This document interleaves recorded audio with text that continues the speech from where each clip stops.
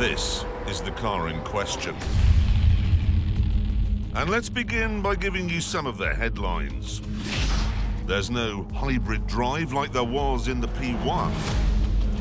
But even so, the 4-litre twin-turbocharged V8 produces 789 horsepower. And that means it's still pretty fast. Okay, right. Left foot on brake. Push launch. Full throttle. Boost building. Boost ready. We're gone. 0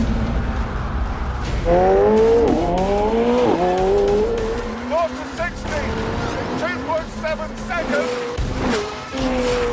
That's 120, 150, 100. Jesus H. Christ. We'll actually do 186 in 18 seconds, and flat out is 208. That's really alarming. I'm going to be sick now. Whoa. The thing is, though, that lots of supercars are as fast as the McLaren these days. Some are even more powerful and even more dramatic to behold. But this is called the Senna. It's named after Ayrton Senna, and Ayrton was not a man who spent his evenings cruising around Harrods at 9 miles an hour. And nor was he a man who spent much time at drag strips doing the standing quarter. No, Ayrton was a man who made his name at places like this. Racetracks.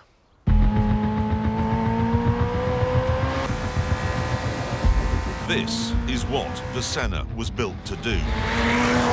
Get round any track, anywhere, faster than any other road car ever made. To do this, they had to make it light. And they have. The doors, for example, even though they have windows in them here, so passers-by can see the driver's trousers, they only weigh 9 kilograms, and that's less than one of Kate Moss's arms. And then there's the seats. They only weigh 8 kilograms. I've eaten puddings that weigh more than that. Go and throttle up.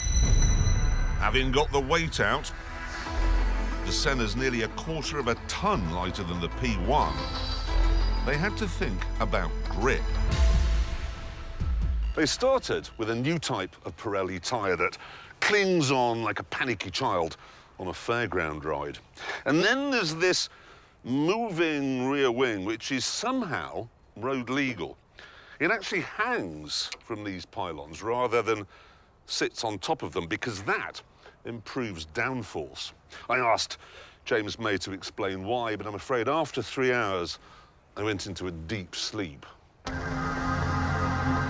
The next most important thing when it comes to lap times is how well it slows down.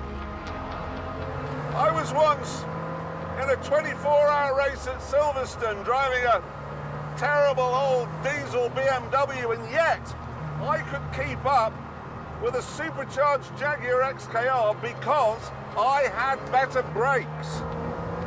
I was looking at him getting to the end of the hangar straight thinking, why are you braking now, you idiot? You don't need to.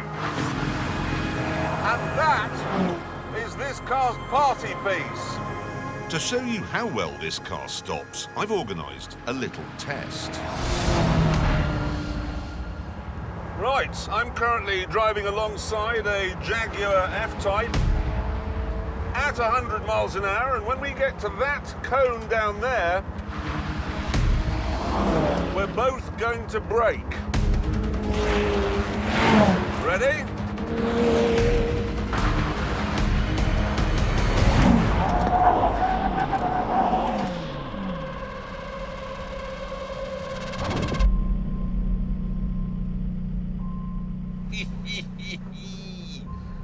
How can you stop from 100 miles an hour to nothing in that distance? So, it stops like it's run into a wall, It's pressed into the road by witchcraft. It weighs the same as a bag of whippets. And it has nearly 800 horsepower on tap. Put all that together and, well...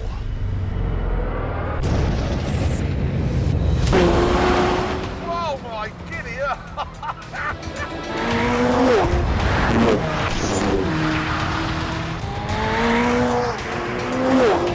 It doesn't have the savagery of the P1. The P1 was so scary, it took me 2 months to get used to it, to discover its little foibles.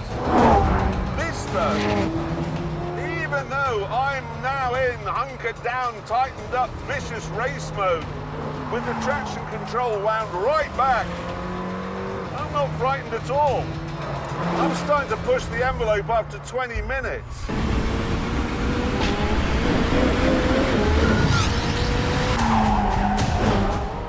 You see, through there, the P1 would have understeered. This just doesn't, because there's no weight to push it out of line. It's like you're driving using nothing but telepathy.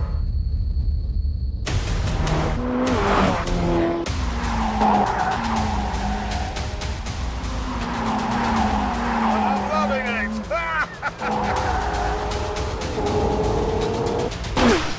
In the past, I've described various Ferraris as feeling beautifully delicate. But compared to this, they're like elephants.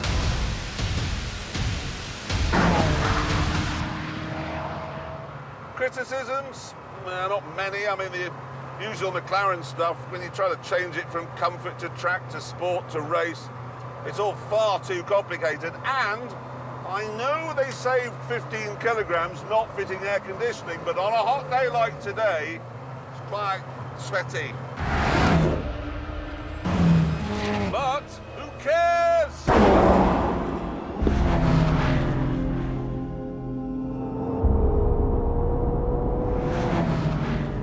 Honestly, this thing is rewriting the supercar rule book in my mind.